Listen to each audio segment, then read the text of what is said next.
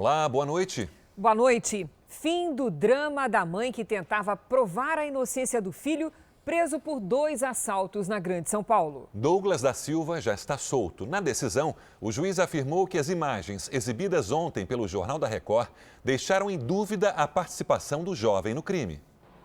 Dona Ana nem pisca na porta do presídio em Suzano, na Grande São Paulo. Olhar de quem está à espera da soltura do filho. Dói, só quem tá pra se sentir. Dói muito na alma. Eu tô contando segundo.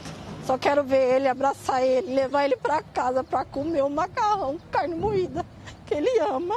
Douglas Gomes da Silva, de 25 anos, foi mais um inocente que acabou na cadeia. Tudo porque as polícias militar e civil, o Ministério Público e a Justiça não quiseram ver as provas claras exibidas ontem aqui no JR. Douglas foi preso na porta de casa há 10 dias. Câmeras de segurança registraram tudo. Às 8h18 da noite, ele chega depois de um dia de trabalho. Abre o portão e entra. Minutos depois, as mesmas câmeras flagram 2 suspeitos fugindo. Eles tinham acabado de roubar o veículo de um motorista de aplicativo.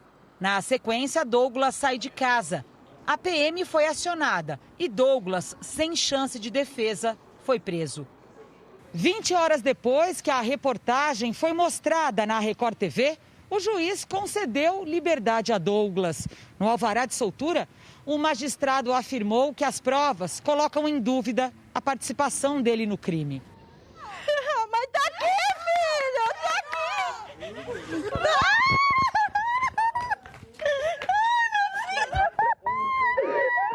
Como que pode uma pessoa falar que me reconhece, sendo que eu nem sei que carro que é, que aconteceu, sei o quê? Não tem cabimento, né, mano? Pagando por um bagulho que eu não fiz é pior ainda, né, mano? Tinha as provas provando, sabe, a inocência deles. É muita injustiça. Mas graças a Deus que esse terror acabou. Douglas é auxiliar de produção, trabalha desde os 12 anos e sustenta boa parte da família. Nunca tinha pisado numa delegacia. O que você quer fazer quando chegar em casa? Primeiramente tomar um banho quente, comer a comida da velhinha, ver minha mulher ali e é isso. Tomar meu serviço que eu sempre trabalhei, minha firminha. Quero ser mais um ator aí, desempregado aí, ex-presidiário, né, mano? Veja agora outros destaques do dia. Governo retira a urgência da proposta de reforma tributária. Vacina russa gera imunidade sem efeitos colaterais graves. Polícia usa bomba e arma de choque para encerrar sequestro no Rio. Na série especial, o que aconteceu com a família que foi atingida por um caminhão sem freio na serra?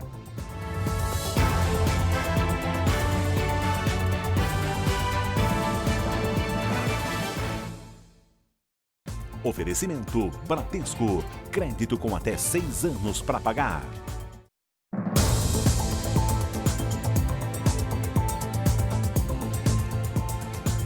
Uma babá suspeita de pedofilia foi presa depois que a mãe de uma bebê flagrou a mulher fazendo um vídeo da filha. Um homem que estaria recebendo as imagens também foi preso.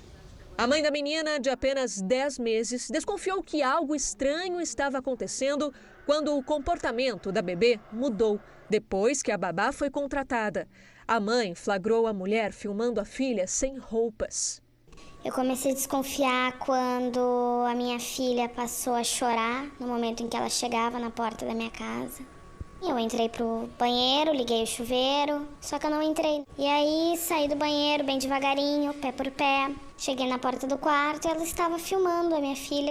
Com as imagens, a mãe da criança veio até a polícia e denunciou a babá. A suspeita havia sido contratada por meio de um anúncio no próprio condomínio em que a família mora. O que se pode afirmar, que havia já o planejamento, ou pelo menos a ideia da prática de atos concretos com crianças. Segundo a polícia, depois de presa, a babá confessou o crime e contou ainda por que fazia os vídeos. No depoimento, a babá nos conta que aquele vídeo foi enviado ao amante dela, então o vídeo seria consumido pelo casal. A mulher está presa preventivamente. O homem para quem ela enviava o material também está detido. A suspeita de que ele comprava os vídeos feitos pela babá. Segundo as investigações, o suspeito mantinha nas redes sociais fotos de crianças em ambiente escolar. A polícia agora vai investigar se ele e a babá fazem parte de uma rede de pedofilia na internet. Uma negociação dramática durou 4 horas hoje no Rio de Janeiro. Um homem foragido da justiça fez a namorada refém em uma lanchonete. A libertação da refém foi comemorada com alívio. Elaine Cristina Teixeira, de 54 anos, teve a vida ameaçada com uma faca no pescoço. O agressor era um namorado, Paulo Roberto Gonçalves, de 34 anos. Negociadores do Batalhão de Operações Especiais foram chamados. Psicólogos também ajudaram. Um drone foi usado para monitorar a área. Foram quase 4 horas de negociações. Os policiais do BOPE usaram uma bomba de efeito moral para distrair o sequestrador e conseguir entrar com segurança na lanchonete. Um trabalho delicado, já que não havia motivação clara para o crime e nem exigências por parte do homem que fazia a própria namorada de refém. A entrada dos policiais foi acompanhada por moradores de prédios vizinhos. Paulo Roberto foi imobilizado com uma arma de choque. A decisão de invadir o local foi tomada porque as negociações não avançavam. Verificamos que ele estava muito alterado, com traço de psicopatia, isso alegado pela própria psicóloga que nos acompanhava. E por conta disso começou a alterar momentos de muito estresse e colocando já em risco a vida da refém. Outras 2 pessoas que estavam no escritório da lanchonete também foram libertadas. Eles chegaram aqui, fizeram a sua alimentação, tiveram uma simples discussão, o gerente da equipe foi e contornou, até que o pessoal da polícia chegou, ele se sentiu pressionado e aí fez a ex-esposa como refém. Elaine sofreu ferimentos no pescoço. Segundo a polícia, ela tinha ido encontrar o namorado para tentar convencê-lo a voltar ao presídio. Ele cumpre pena em regime semiaberto, deixou a prisão há 2 dias e não havia retornado. A família do brasileiro Tiago Cortez, que morreu atropelado esta semana na Irlanda, decidiu que o corpo não retornará ao país. 4 dias depois do acidente, a polícia ainda não conseguiu identificar o motorista que atingiu o jovem e fugiu sem prestar socorro. Será de Teresa, que está na Irlanda, a missão de liberar o corpo do noivo Tiago Cortes para ser cremado. Ela aguarda uma procuração da família do rapaz que mora em Niterói, na região metropolitana do Rio. A autópsia está sendo feita. Eles disseram que demora entre 2 a 5 dias úteis, então provavelmente até a próxima quarta-feira a gente já deve ter o corpo dele liberado. Foi vítima de um crime, então ele está sendo investigado. Tiago vivia no país há quase 3 anos. Morreu atropelado na última segunda-feira. Ele trabalhava como entregador de aplicativo em Dublin e pedalava por esta avenida na volta de uma entrega quando foi atingido por um carro. O motorista fugiu e ainda não foi identificado. A polícia irlandesa confirmou que o veículo foi abandonado próximo ao local. Brasileiros que vivem na capital irlandesa fizeram protestos e pediram rapidez nas investigações. Tiago era o filho caçula. Quando embarcou para a Europa, avisou a família que não tinha planos para retornar ao Brasil.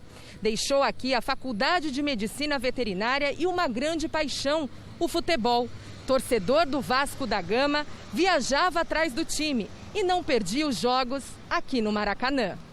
O clube prestou uma homenagem ao jovem na internet. São lembranças que trazem um pouco de conforto a seu Celso, que não poderá se despedir do filho. Filho não morre, filho ficou longe agora.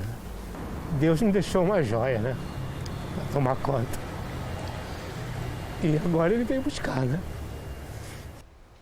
Em nota, o Itamaraty informou que a Embaixada do Brasil em Dublin presta assistência aos brasileiros na Irlanda.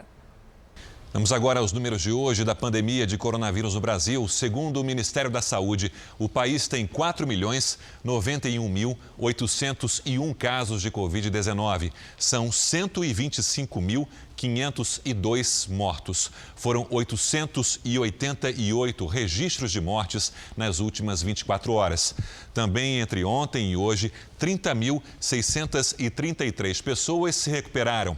No total, já são 3.278.243 pacientes curados e mais de 688 mil seguem em acompanhamento.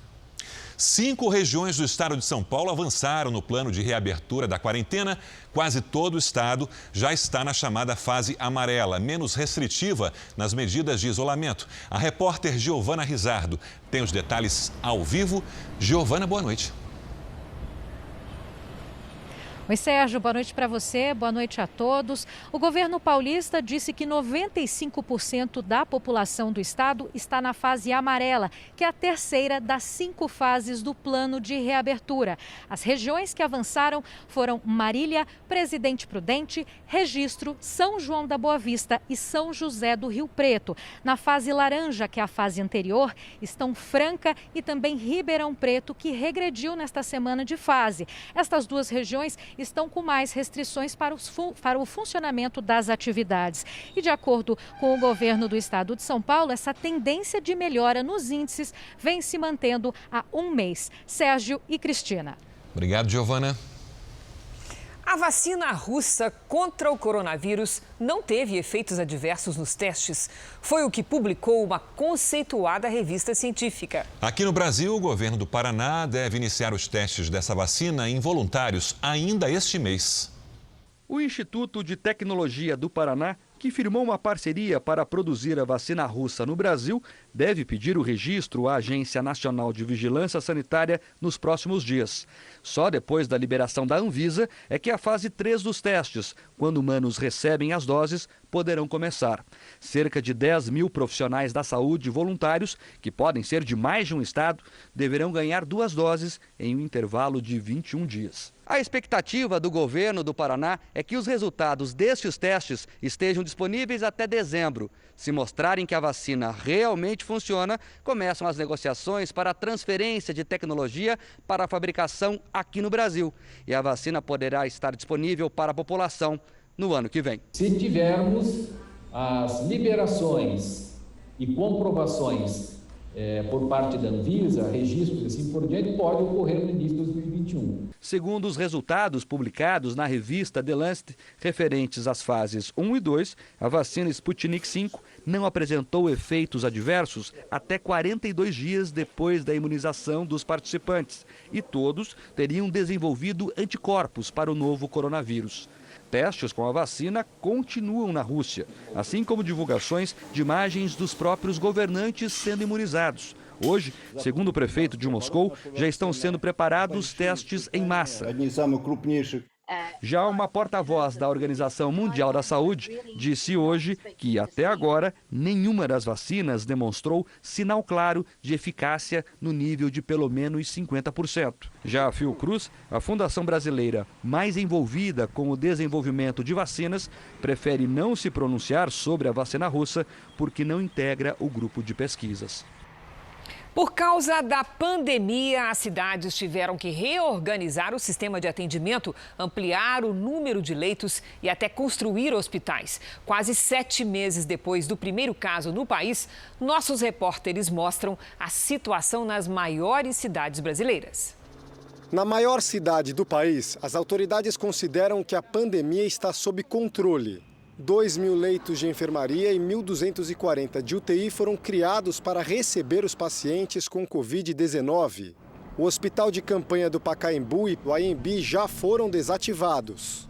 São Paulo foi o epicentro da pandemia no Brasil. A cidade chegou a registrar 60% de todos os casos e mortes no país.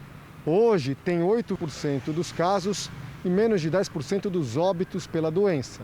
Preparamos toda a rede de atenção básica, a rede de hospitalar, referenciamos 11 hospitais dos 19 hospitais e, nesse período, abrimos 1.240 leitos de UTI e 7 hospitais novos na capital que vão ficar definitivamente para a cidade. Até o mês de junho, a taxa de ocupação nas UTIs municipais de São Paulo era de 94%. Agora está em 40%. O Rio de Janeiro já teve mais de 7.300 pacientes internados. Cuidou até agora de quase 64 mil doentes. Hoje, sobram vagas. A rede municipal tem pouco mais de 450 leitos ocupados. 2 hospitais de campanha, um administrado pela prefeitura e outro pela iniciativa privada, estão abertos. A capital conseguiu se planejar e não há pacientes na fila à espera de leitos. 726 respiradores, comprados antes da pandemia, equiparam hospitais do município.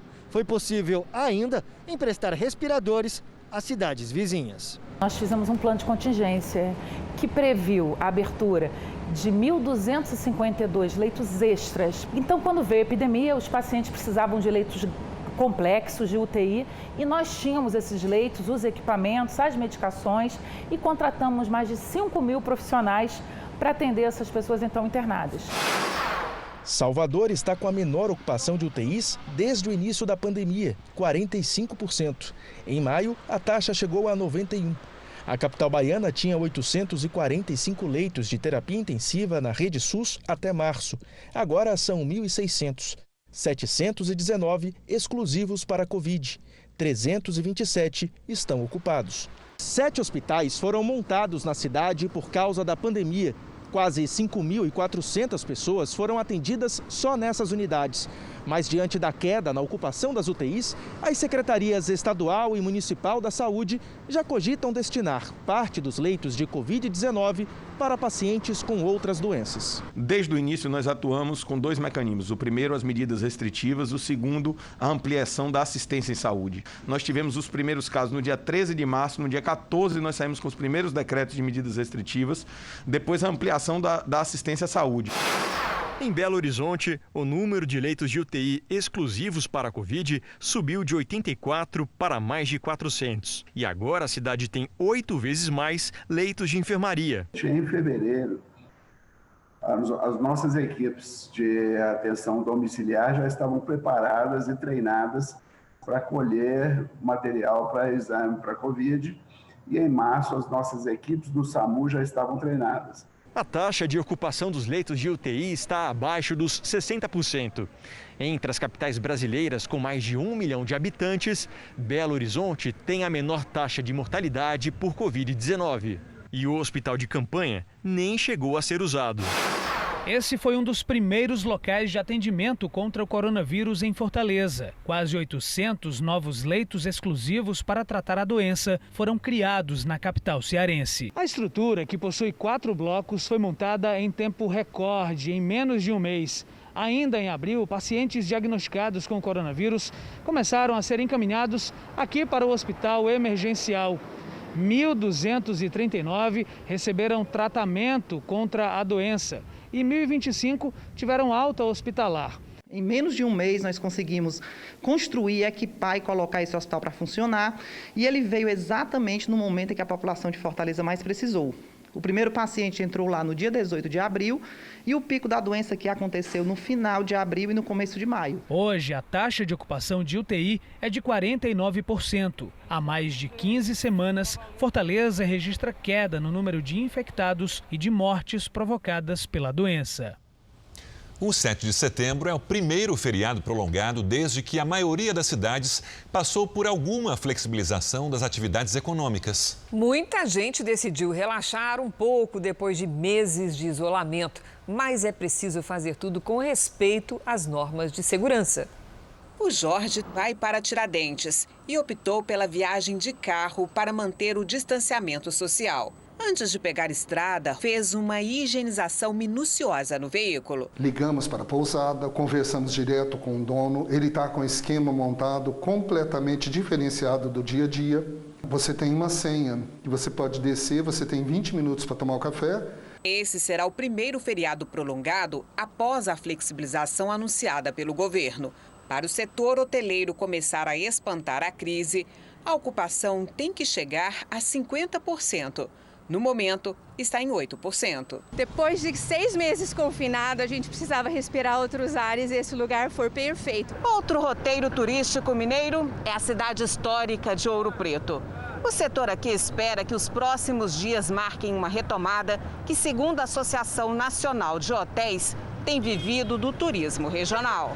A hotelaria, sim, está preparada com seus protocolos para receber esses hóspedes dando segurança, desde a sua chegada à sua saída. Este tradicional hotel só pode receber metade da capacidade para evitar aglomeração, seguindo os protocolos da Anvisa. Todos os quartos disponíveis estão reservados. Hoje os clientes eles têm optado por empreendimentos, por hotéis que realmente cumprem protocolos de segurança. O feriado da Independência também deve registrar crescimento no tráfego aéreo.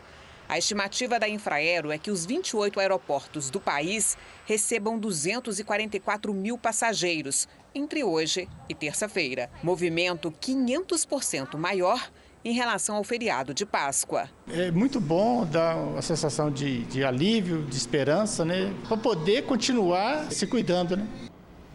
A Prefeitura do Rio proibiu a concessionária Linha Amarela e a Invepar, empresa responsável pela via, de participarem de licitações públicas por 2 anos. O repórter Pedro Paulo Filho tem as informações ao vivo. Pedro Paulo, boa noite.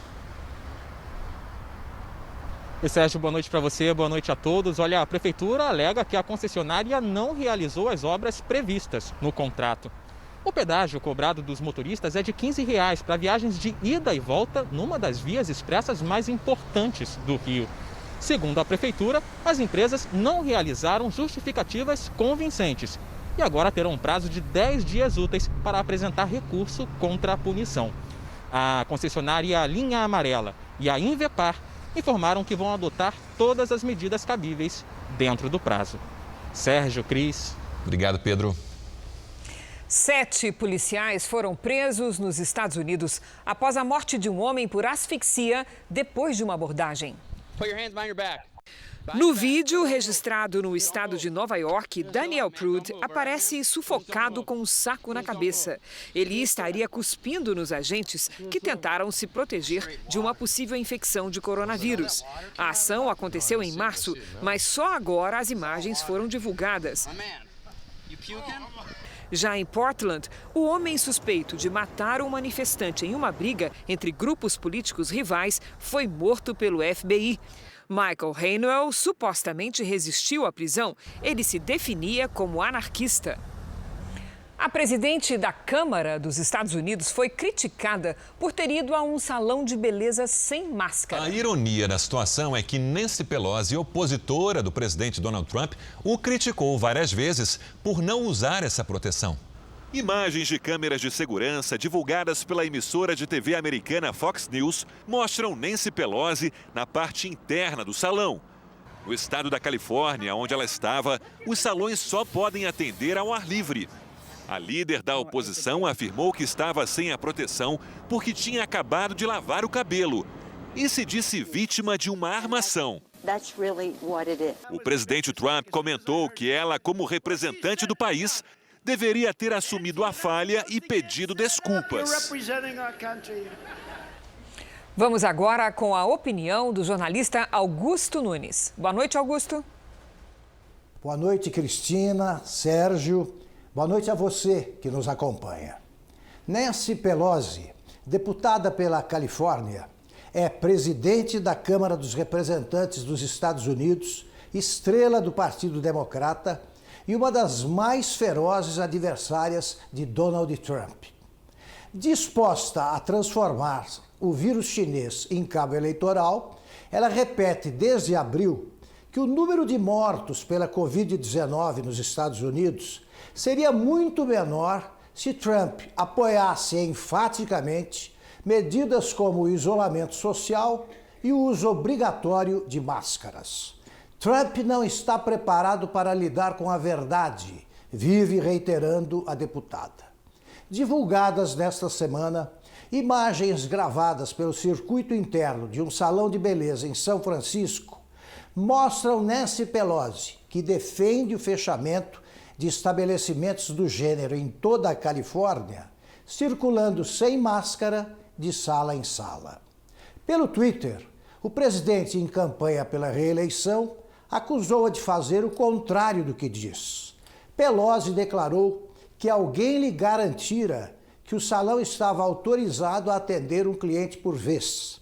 A justificativa apresentada para cenas de hipocrisia explícita informa: Pelosi não estava preparada para lidar com a verdade. Veja daqui a pouco, perícia confirma que médica que caiu do 5º andar foi agredida pelo companheiro. Na série especial, o susto das equipes de resgate quando chegaram ao local desse grave acidente.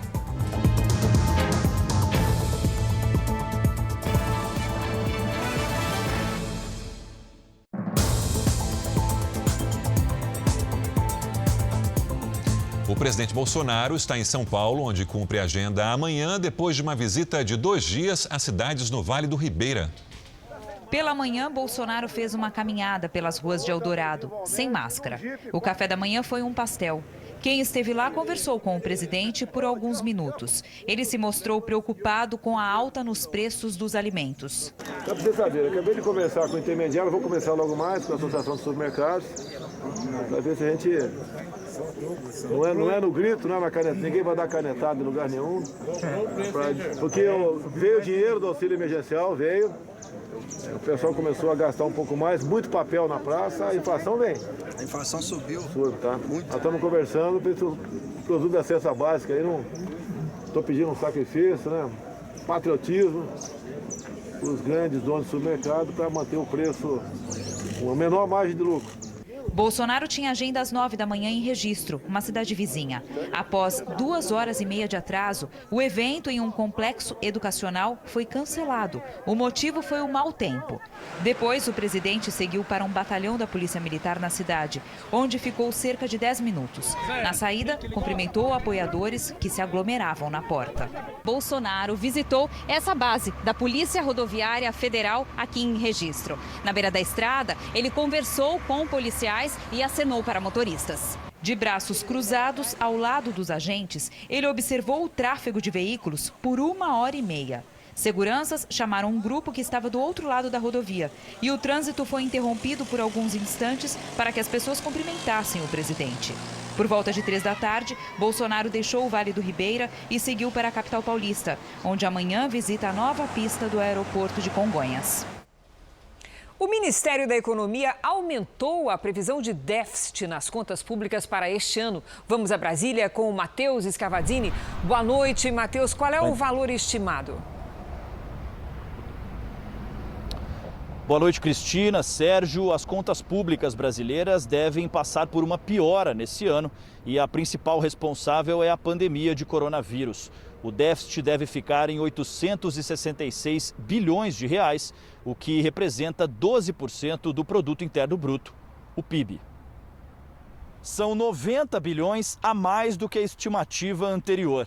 Desse valor, mais de 605 bilhões representam o impacto fiscal das medidas de combate à Covid-19, sendo 584 bilhões de despesas e quase 21 bilhões de queda na arrecadação. O que mais pesa nessa conta é o auxílio emergencial, 320 bilhões de reais. Antes da pandemia, a expectativa do governo era terminar 2020 com um déficit primário de 124 bilhões de reais. Veja agora os destaques do próximo Domingo Espetacular. Exclusivo, o Brasil na rota do tráfico humano. Como o país se transformou na porta de entrada para imigrantes que querem chegar aos Estados Unidos. E o caminho cheio de perigos até o território americano. Susto no meio da rua. Conheça as pessoas que ficaram frente a frente com uma onça que invadiu uma cidade. Uma entrevista com os barões da pisadinha. Daqui a pouco ela tá mandando dança. A história de sucesso dos amigos que mistura sorte, talento e muito rebolado. O sonho de Raíssa. Ela quer se tornar uma bailarina de sucesso para ajudar a família. E não é que esse plano começou a se tornar realidade.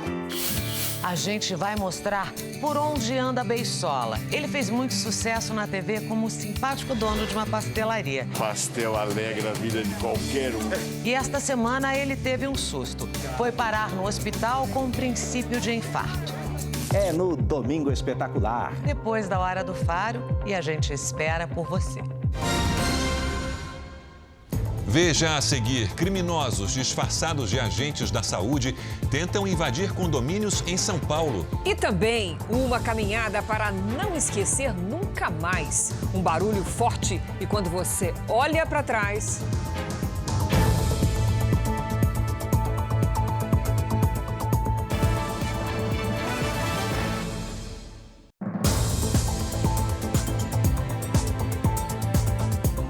governo retirou nesta sexta a urgência na tramitação da reforma tributária no Congresso Nacional. Com a retirada da urgência, o Congresso não corre o risco de ter a pauta trancada pela tramitação da reforma tributária. Se isso acontecesse, outros projetos não poderiam ser votados. O ritmo da reforma deve se manter lento nos próximos meses, já que se aproximam as eleições municipais. Na semana que vem, por exemplo, está prevista apenas uma sessão da Câmara. O vice-presidente Hamilton Mourão se disse otimista com a aprovação das duas reformas, a tributária e a administrativa, enviada ontem ao parlamento. Tenho ouvido falar da disposição dos parlamentares, né? As duas vão avançar. Agora, se vão ser votadas até o final desse ano, aí é outra coisa, né? Eu julgo que talvez só no primeiro semestre do ano que vem isso efetivamente esteja votado e aprovado. O andamento da reforma também fica mais difícil depois de um desentendimento entre o presidente da Câmara, Rodrigo Maia, e o ministro da Economia, Paulo Guedes. Maia disse que interrompeu a interlocução, as conversas com Guedes, porque o ministro teria proibido técnicos e secretários de o atenderem. Por outro lado, fontes ouvidas pelo Jornal da Record afirmam que Guedes justifica a decisão de não falar com Maia, porque, para ele, este trabalho tem que ser feito pelos líderes do governo no Congresso. O ministro também fala em evitar pressões para novos repasses da União a estados endividados.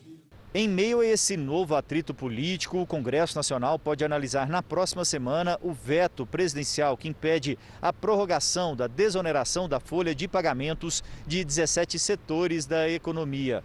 O Palácio do Planalto já sabe que hoje existe a maioria dos parlamentares para a derrubada do veto.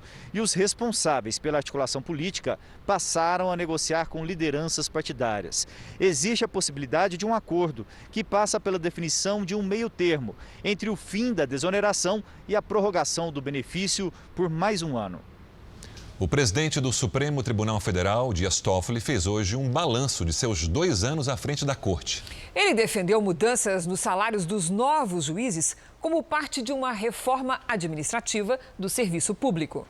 O ministro Dias Toffoli fez uma avaliação do período em que esteve à frente da principal corte do país, entre 2018 e 2020. O inquérito das fake news e também a Lava Jato foram temas de destaques na presidência de Toffoli. O ministro afirmou que em momentos de turbulência, a Suprema Corte soube se portar como guardiã da democracia e ressaltou que precisou tomar decisões firmes para evitar o que chamou de política de ódio. Não foi uma decisão fácil, foi a decisão mais difícil da minha gestão, a abertura desse inquérito. Mas ali nós já víamos vivendo algo que já vinha ocorrendo em outros países. O início de uma política de ódio. De uma política de ódio plantada por segmentos ou setores que queriam e querem destruir instituições e querem o caos. Dias Toffoli também comentou o papel do judiciário na reforma administrativa, apresentada pelo Poder Executivo ao Congresso.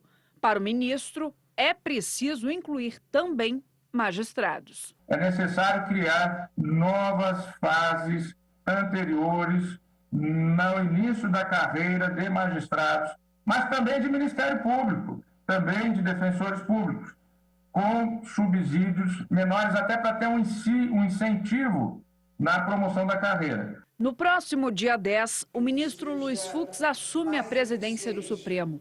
Ele já divulgou que a preocupação com o meio ambiente será um dos eixos de sua atuação. O ministro também deve conduzir o STF em questões polêmicas, como a investigação de uma possível interferência política do presidente Jair Bolsonaro na Polícia Federal. Setembro de ventania e tempo seco na região central do país. Na Chapada dos Guimarães, em Mato Grosso, o fogo queima a vegetação há 15 dias. A intensidade dos ventos dificulta o controle das chamas. Lidiane, a fumaça pode chegar a outros estados? Pode sim, viu, Cris? Aliás, já chegou até o Paraná. Boa noite para você, para o Sérgio, para todo mundo que nos acompanha. Nas camadas mais baixas da atmosfera passa uma corrente de vento, conhecida por jato de baixos níveis. Ela sai do norte e chega ao sul do Brasil. Quando os focos de queimadas duram muitos dias, esses ventos transporta um pouco da fumaça para outros estados. E essa situação permanece assim no fim de semana. Nada de chuva entre o Paraná e o Nordeste e do Tocantins até Mato Grosso. No Rio Grande do Sul, a chuva ganha força e aí sim há risco de temporais. No litoral do Nordeste, a brisa do mar mantém as nuvens de chuva fraca. Em Cuiabá e em Teresina, máxima de 38 graus amanhã. Em Porto Velho faz 32. Em Maceió, até 27. 35 é a máxima para o Rio de Janeiro. Frio mesmo, só no sul. Máxima de 18 em Porto Alegre. Em São Paulo, fim de semana prolongado com temperaturas acima dos 30 graus. Quem estava com saudade do calor, a hora é agora. Obrigada, Lidy. Até segunda. Esse período de pandemia foi usado por criminosos para criar novos golpes.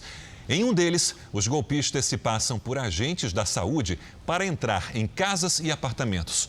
No estado de São Paulo, esse tipo de ação já representa 20% das tentativas de invasão a condomínios. Nas imagens gravadas pelo morador de um condomínio, 2 pessoas com roupas e equipamentos de proteção deixam o prédio depois de serem barradas na portaria. Elas se passaram por agentes de saúde e disseram ter sido chamadas para realizar testes da Covid-19, mas nenhum morador solicitou o serviço. A estratégia é uma forma de burlar a segurança para roubar. Fabiana saiu para trabalhar e deixou o filho com a cuidadora. Um casal foi até a casa dela e disse que faria o teste para o coronavírus a pedido da creche. Era mentira. Não abriu o portão e eles falaram assim: a senhora que cuida do Guilherme? Não, porque viemos da creche e viemos fazer o teste do Covid. Aí ela pegou e falou assim: nossa, que estranho, porque a mãe dele não falou nada comigo. Segundo um levantamento realizado no estado de São Paulo, os supostos testes para a Covid-19 em domicílio representam hoje 20% das tentativas de invasão a condomínios. Seguir os protocolos de segurança é a melhor forma de evitar a ação dos criminosos. Entre as orientações está sempre checar com o morador ou síndico a autorização para a entrada do visitante. Para a segurança, a recomendação é: em caso de dúvida, não deixe entrar. Quem mora em casa deve evitar ir até o portão e acionar a polícia caso se sinta inseguro. Especialistas alertam que agentes de saúde autorizados seguem a norma de entrar em contato antes com o morador para agendar o exame. É importante esclarecer que os laboratórios só comparecem às residências, sejam elas individuais ou em condomínio, mediante agendamento. Uma bomba foi lançada na casa de uma das principais testemunhas do assassinato do pastor Anderson do Carmo. A viúva, a deputada federal Flor de Lis, foi denunciada pelo crime. Os fragmentos do explosivo foram recolhidos e serão examinados por peritos. Por determinação da Justiça, os filhos da deputada, que estão presos por suposto envolvimento na morte do pastor, serão colocados em presídios diferentes. O motivo é evitar que os suspeitos tentem combinar versões do crime. O caso da médica que caiu do 5º andar de um prédio em Salvador. A perícia descobriu que houve intensa briga dentro do apartamento e que o marido dela, também médico, teria agredido a mulher. Ele foi indiciado por feminicídio. Para a polícia, Rodolfo Cordeiro Lucas é o responsável pela queda de Sátia Aleixo. Ela sofreu traumatismo craniano ao cair do 5º andar do prédio onde morava. O marido foi indiciado por tentativa de feminicídio. Durante as investigações, 30 pessoas foram ouvidas pela polícia. Depoimentos confirmaram que existia um relacionamento abusivo por parte de Rodolfo. O laudo da perícia também foi fundamental para a conclusão do inquérito. Segundo a polícia, na noite da queda, houve briga com violência física. O apartamento estava revirado com objetos pelo chão e manchas de sangue na cama. No mesmo dia, a médica tinha mandado mensagens para a mãe, dizendo que daria um basta na relação. Tudo isso levou a gente a fortes indícios de autoria e materialidade que realmente houve uma tentativa de feminicídio. Sátia foi ouvida no hospital, disse que não sabe como caiu, mas pediu justiça. A médica segue internada na unidade semi-intensiva, sem previsão de alta. Rodolfo nega ter empurrado a companheira e afirma que ela era agressiva e tomava remédios para depressão. Versão negada pela família da vítima. O advogado de Rodolfo questiona o inquérito. Há 3 testemunhas visuais que dizem que foi a senhora Sátia quem pulou. A Polícia Científica da Bahia diz que a senhora Sátia estava sob influência de entorpecentes. Isso também não é tratado no relatório. A defesa de Sátia disse que só vai comentar o caso depois que o Ministério Público se pronunciar. 4 pessoas supostamente envolvidas na criação e venda ilegal de serpentes no Distrito Federal viraram réis em processo na Justiça Federal. A Justiça aceitou denúncia do Ministério Público e abriu processo contra o estudante de veterinária Pedro Krambeck, que foi internado depois de ser picado por uma naja em julho. Também vão responder a mãe, o padrasto e um colega dele, que abandonou a cobra perto de um shopping. Os 4 são processados por associação criminosa, criação e venda ilegal de serpentes e maus tratos contra animais. A Polícia Militar Ambiental resgatou hoje um filhote de onça-pintada em Mato Grosso do Sul. A oncinha foi encontrada por funcionários de uma usina de açúcar no município de Ivinhema. Os policiais acreditam que a mãe tenha fugido, assustada pelo barulho das máquinas. O filhote foi levado ao Centro de Recuperação de Animais Silvestres, na capital, Campo Grande. A Pesquisa Nacional de Saúde do IBGE revela que pouco menos da metade dos brasileiros procurou um dentista no ano passado. A busca por tratamento muda de região para região e cai com a faixa de renda. São 17 anos sem ir ao dentista. Eline é faxineira e sustenta 3 filhos com um salário mínimo. Não sobra dinheiro para restaurar o dente da frente e tratar outros 3 que doem. Um tratamento bucal ele é muito caro. Menos da metade dos brasileiros foi ao dentista no ano passado. O dado que acaba de ser divulgado é do IBGE e faz parte da Pesquisa Nacional de Saúde. Quanto menor a renda familiar, mais difícil é o acesso aos consultórios. Entre as pessoas que vivem com até R$ 261 por mês, só 36% procuraram um dentista em 2019. O Brasil é um dos poucos países do mundo com serviço odontológico de graça para todas as idades. Muita gente não sabe. Em algumas cidades, a fila de espera é longa. Às vezes, faltam profissionais. A cada 5 dentistas no país, 1 atende pelo SUS. Nós temos uma grande defasagem, até porque a estimativa é de que 70% da população brasileira ela dependa do SUS para ter acesso ao dentista. Os outros 30% têm acesso no consultório particular ou então através dos convênios. O levantamento mostra diferenças regionais. Em Santa Catarina, quase 60% da população teve acesso ao tratamento. Enquanto isso, no Maranhão, o percentual baixa para 34%. Em todo o país, a falta de recursos é o principal motivo apontado pelos especialistas. Quando a faixa de renda é maior, o percentual dos que vão ao dentista salta para 75%. Eline vai ter que economizar para ter saúde bucal e voltar a sorrir. Uma esperança que um dia, todas essas minhas lutas, ainda vou conseguir ainda conquistar isso. O atacante Lionel Messi disse hoje que vai continuar no Barcelona. Em comunicado à imprensa, o argentino afirma que nunca entraria na justiça contra o clube que ama e, por isso, vai cumprir o contrato até o fim, em junho de 2021. Messi se mostrou descontente com a atual diretoria e, em especial, com o presidente do Barcelona, que não cumpriu com a palavra e o impediu de sair. O jogador disse ainda que não existe nenhum projeto para melhorar o elenco. Viva o Barça e viva a Catalunha! 2 pessoas morreram em um grave acidente na rodovia Anchieta, que liga a cidade de São Paulo ao litoral. O acidente foi entre 3 carretas e um carro de passeio na altura de São Bernardo do Campo. O veículo e um dos caminhões ficaram destruídos. As vítimas são da mesma família, uma criança de 1 ano e a avó dela. Outras 3 pessoas foram levadas a hospitais da região. A neblina e o congestionamento dificultaram os trabalhos de resgate. Sobreviver a um grave acidente pode deixar sequelas físicas, mas as emocionais chegam a ser até mais fortes. Bater de frente com uma carreta desgovernada na estrada ou cair de avião no meio de uma rua movimentada e sair vivo é para poucos.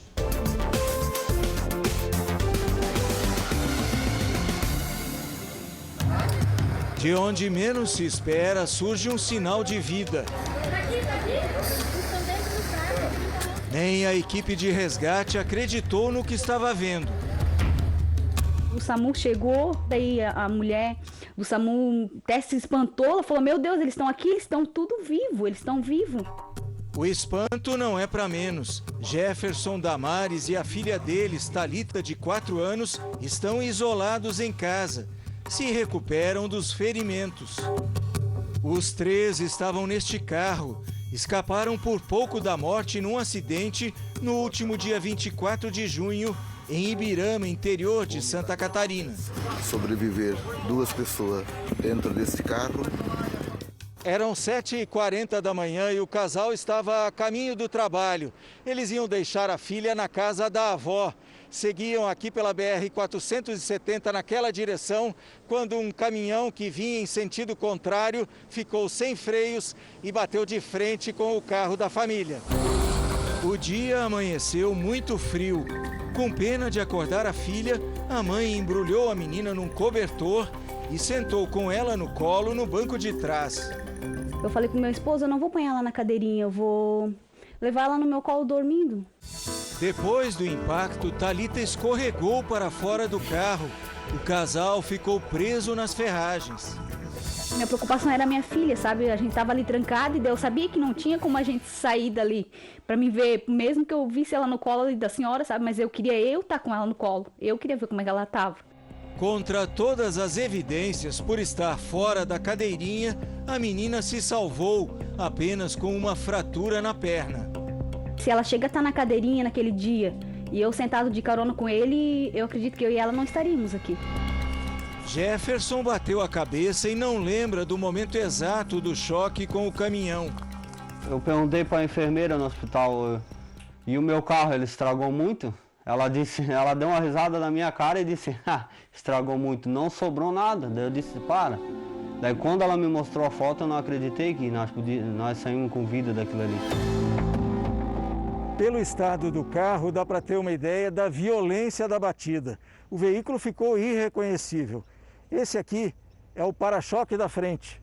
Aqui uma roda dianteira, ali é o banco do motorista e aqui o banco de trás. O casal ficou espremido nesse espaço no meio das ferragens. Sobrou uma cápsula onde eles estavam ali dentro. O condutor do veículo estava deitado em cima da vítima com as ferragens por cima dele. Os membros inferiores ficaram presos nas ferragens, embaixo no pedal do veículo. Anderson e Rudinei participaram do resgate da família. Jefferson faz questão de reconhecer o trabalho dos bombeiros. Quero agradecer pessoalmente o que vocês fizeram pela minha família, tá? Porque o trabalho de vocês é muito importante. A primeira impressão que eu tive, que a minha parceira de trabalho tivemos, na hora foi que não haveria ninguém vivo. E para nós, a maior satisfação foi descobrir que haviam pessoas vivas dentro do veículo. Eu tenho ainda 1 ano e meio para pagar dele. E é uma coisa que a gente vai ter que terminar de pagar sem ter. O pior já passou. E o resto a gente corre atrás. Vida e morte, questão de segundos.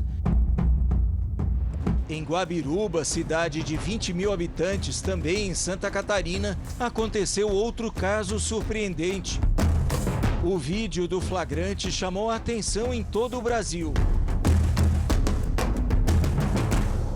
O tempo estava perfeito para voar, com céu claro e sem previsão de chuva.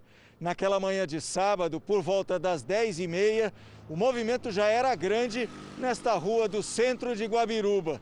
De repente, as pessoas que passavam por aqui ouviram um barulho e acabaram testemunhando um grave acidente. Com o motor em pane, o piloto tentou um pouso de emergência. Mas era uma área realmente bastante complicada, era uma área residencial com vários morros Então não havia muitas possibilidades ali, né? Apesar dos esforços, uma das asas bateu num fio de energia. O avião caiu a poucos metros da terapeuta Letícia Scheffer, que caminhava na calçada. Uma tragédia poderia ter acontecido, né? Mas não aconteceu. Então, se você analisar as imagens, a gente percebe que tinha carros trafegando, tinha eu como pedestre, tinha outro carro vindo atrás e ninguém foi atingido. Não era o momento. Nasceu de novo? Nasceu de novo, nasci de novo. Todos nós nascemos de novo, né? Os dois tripulantes saíram sozinhos dos destroços e foram atendidos pelos bombeiros. O piloto Fábio Reis sofreu fraturas nas costelas. O copiloto Alexandro Cunhago conta que os dois fizeram de tudo para evitar uma tragédia. A gente sabia que o avião ia cair, né, que ia quebrar, que a gente ia se machucar gravemente. Então foi um momento que durante a aproximação a gente viu os fios do poste, a gente viu os carros, então realmente foi um momento bastante tenso. Tudo que um piloto não quer é ferir alguém, né, que está em solo ou da tripulação, enfim. E graças a Deus que nada disso aconteceu, né? Nós renascemos, né? Nós renascemos. Eu acho que essa é a melhor palavra para definir. O Jornal da Record termina aqui. A edição de hoje na íntegra e também a nossa versão em podcast estão no Play Plus e em todas as nossas plataformas digitais. E à 00:30 tem mais Jornal da Record. Fique agora com a novela Apocalipse. Boa noite, ótimo final de semana para você. E eu te encontro domingo no Câmera Record, depois saio de férias, então até a volta.